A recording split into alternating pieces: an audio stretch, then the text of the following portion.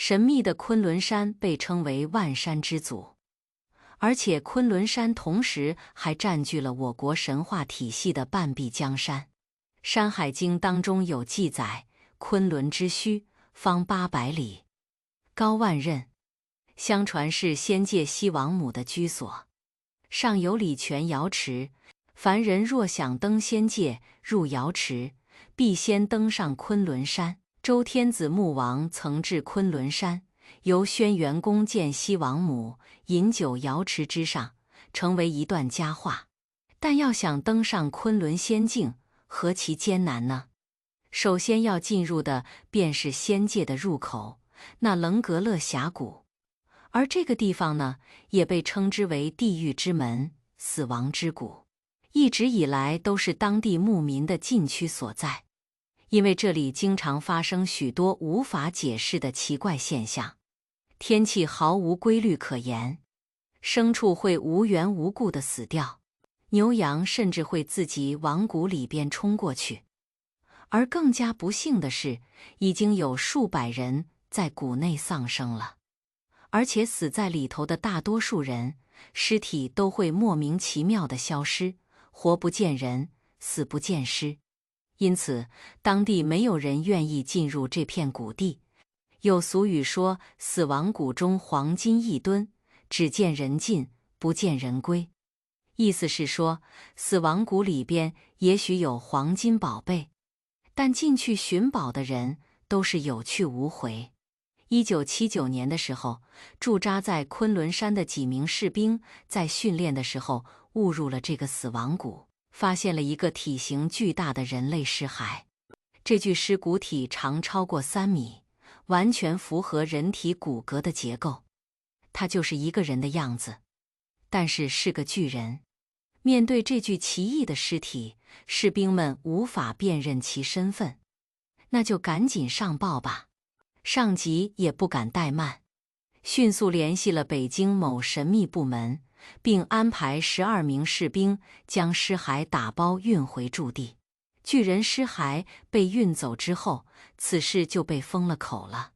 最终研究出什么结果也不得而知，甚至连巨人骨头的传言也显得一真一假，备受质疑，成为了昆仑山死亡谷的神秘传说。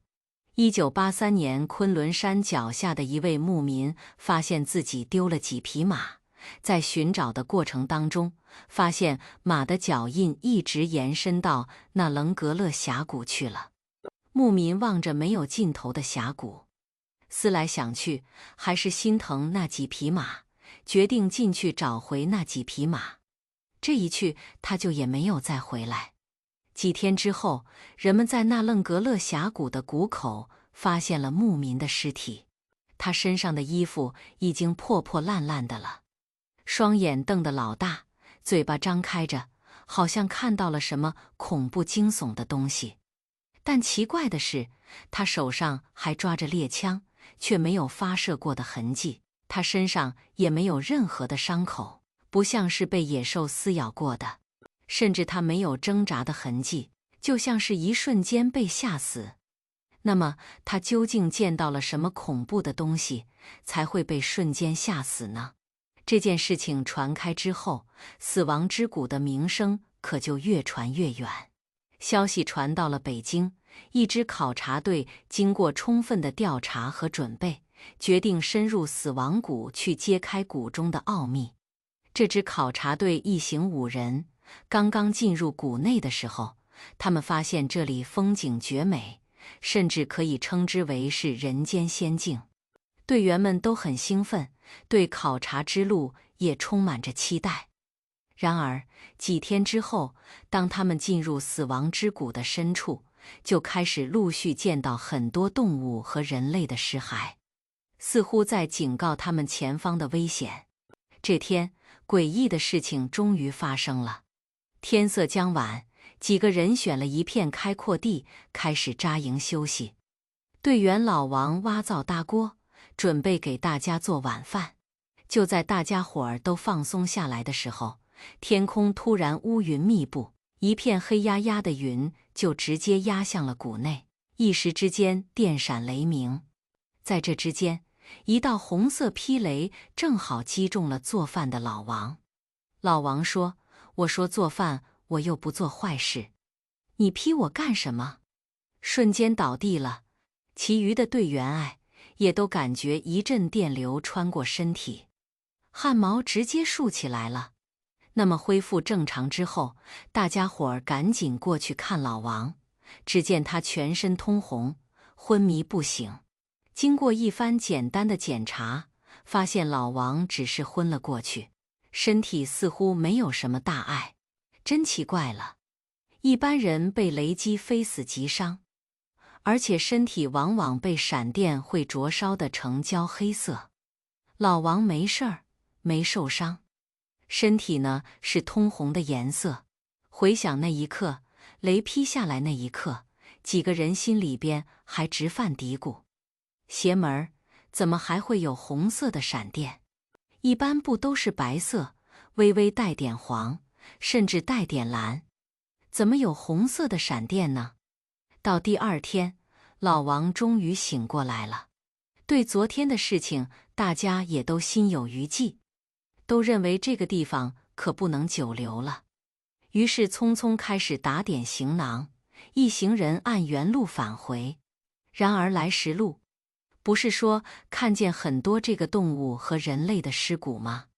这回回去原路上没有了，莫名其妙消失了。更加可怕的是，他们来时扎过营的地方都有被火烧的痕迹，附近一片焦土，几个人更加恐慌，加快脚步离开了死亡谷。这是唯一一支完整离开死亡之谷的考察队，但是他们的收获却几乎为零，仅仅感受了一次死亡谷内的红色闪电。那么消息传出之后，有专家就站出来解释了，在极端的雷暴天气下，可能会产生某些稀有气体，使得闪电呈现红色。但是这样的解释依然不能够驱散人们对死亡谷的恐惧。为了探明昆仑山死亡谷的真相，神秘部门749局决定出手。749局是一个保密级别非常高的单位，传说它的存在是为了研究那些个超能力、超自然的现象。其成员大多身怀绝技，对那些自然科学无法解释的恐怖画面，他们都习以为常。据说昆仑山死亡谷发现的巨人骨，就是被749局雪藏起来研究的。这次749局出手探索死亡谷，带队的组长姓常，一行9人，3辆军用吉普车卷起烟尘，向着昆仑山死亡谷进发。然而此行出师不利，接近死亡谷已是黄昏时分，附近乌云密布，高海拔和低气压引起高原反应，队员们纷纷拿起氧气瓶吸氧。经过一段路的颠簸之后，9个人呢都给折腾得面无人色了。就在即将进入死亡谷的时候，一阵马蹄声传来，只见2名小战士骑马背枪，一阵风似的冲过来，勒马停在他们面前，大声呵斥道：“你们是什么人？不知道前面是死亡谷吗？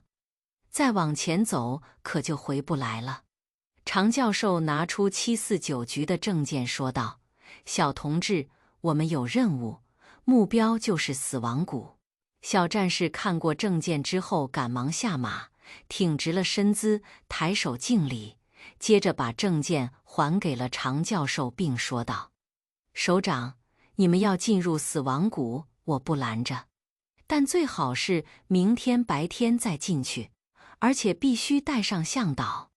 今晚呢，我们会给您找一向导的。”常教授听劝同意了，当即就在原地扎营露宿。过了不多久，小战士们就带来了本地的向导扎西。常教授拿出20块钱作为报酬，扎西是惊喜万分，表示自己从小就在这个昆仑山到处乱跑，熟悉得很呐。您放心，有我带路，您放心。但当常教授说出此行的目的地是死亡谷的时候，扎西说：“您能不能别大喘气呀？你怎么不一开始说去死亡谷？20块钱我不要了。”摸头就走，边走还边说：“不去不去，去了那就死定了。”749局的队员们面面相觑，队里有一位女成员叫刘静，也是唯一的一位女成员。一个箭步上前拦住她，用一个男人的荣誉感和尊严拦住了她。你一个大男人怕什么？我一个女人都不怕。扎西这脸可就皱在一起了。这死亡谷真的不能去。这么多年了，进了死亡谷的人都死了，即便有个别没死的，也都残了呀。这时常教授插了一句话问道：“那你知道他们是怎么死的吗？”扎西回答：“传说死亡谷是那个西王母的地盘，凡人闯进去冲撞了神灵，那都被西王母圈养的青鸟给吃掉了。”常教授就安慰扎西说：“你说的这个都是传说，你放心，不会有事。我们都是这个国家派来的，我们也都很有本事，会保护你的。”就好说歹说，终于说服了扎西，带他们进入谷口就可以了。扎西说：“你就进入主谷口，后边不用你带了，行不行？”749局的队员们呢，看着这当地人被吓成这副样子，也都意识到这个死亡谷不简单，都开始了默默收拾武器装备，让自己呀准备充分一些。然而就在入睡前点名的时候，这个时候诡异的事情发生了。刚刚不提了吗？用男人的尊严来拦住扎西的那位队里唯一的女成员刘静失踪了。大家找遍了刘静的帐篷内外，行李装备都还在，人没了。众人心头一沉，想到了扎西讲述的故事，不由得又冒出一个想法：不会是被西王母的青鸟给吃了吧？别乱想，怎么会有这么回事呢？但是刘静哪去了呀？常教授此刻也面临艰难的抉择，是等到天亮再进谷呢，还是冒险深夜进谷寻人呢？如果等到天亮再进谷，那刘静遭遇不测的这个几率会更大。若是此刻深夜就进谷，这么多队员的安全又不能不顾。就在此时，一声枪响打破了夜晚的平静。常教授被这一声枪响一惊，说是不是刘静，去看看。当即就被枪上车往死亡谷开去。3辆吉普车陆续进入了死亡谷口，谷内的夜色似乎比谷外更暗一些。一队人借着车灯的亮光，向着未知的黑暗前进。随着灌木越来越密集，道路也越来越窄，越来越坎坷，所有人都紧绷着一根弦。突然，路边的灌木丛里面冲出一团黑影，一声巨响，重重地撞在了车身之上。所有人都被吓了一跳，紧握着的枪差点走了火。大家伙拿起手电筒一照，发现车窗外印着一个鲜红的血手印。常教授壮着胆子往车外一看，那正是刘静。只见他浑身衣服都破破烂烂的，裸露在外的皮肤好像被火烧过一样，身上是鲜血淋漓。这时候赶紧过去跟队员将他抱起。刘静毫无反应，目光呆滞，嘴角却挂着诡异的微笑，双眼还流下2行的血泪。这是要多吓人，有多吓人？正当大家伙儿准备问问情况的时候，刘静突然挣扎起来，发出呵呵的怪叫。常教授发现他这是疯了呀，把他控制住，马上往回撤。车队迅速掉头往谷外撤去。然而就在此时，天气突变，乌云压顶，是风雷响起，一阵血红色的闪电劈开天空。只见车队外头，一群乌压压的蝙蝠朝他们冲了过来，不停地撞击在车玻璃上。大雨开始倾盆而泻，但是这个雨滴似乎是黑颜色的一样，滴在挡风玻璃上，很快就挡住了视线。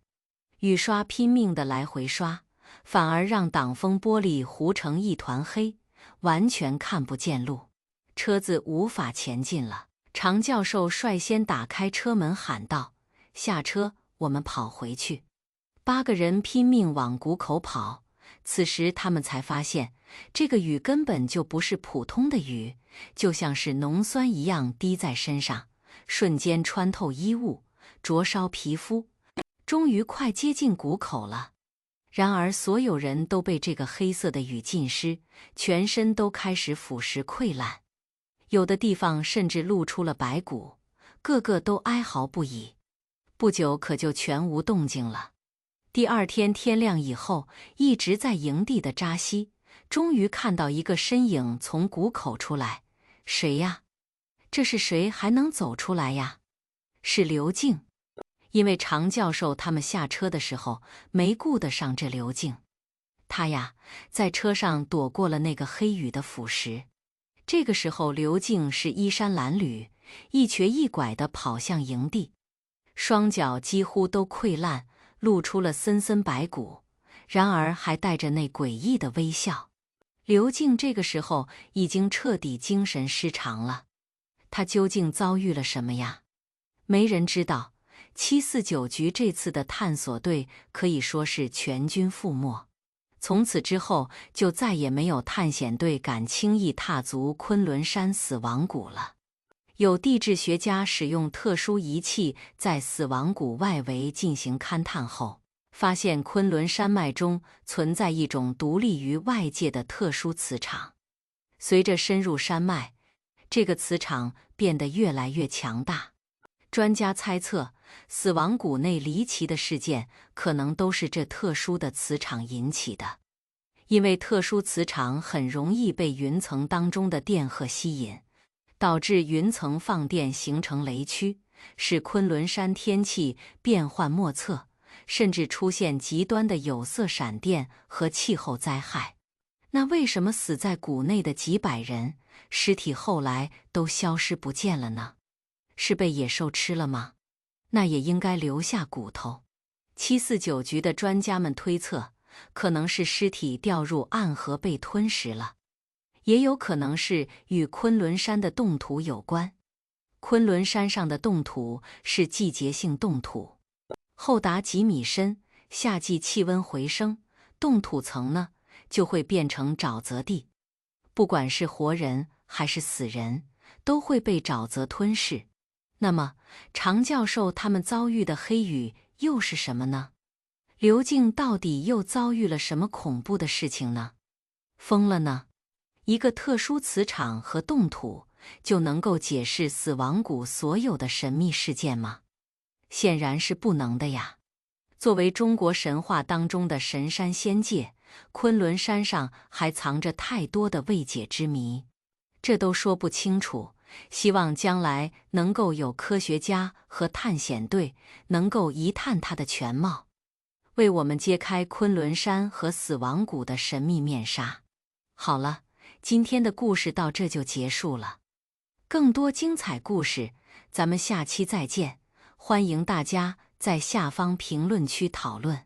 如果你喜欢这类故事，记得点击订阅我的频道，并分享给更多的人。感谢大家的观看。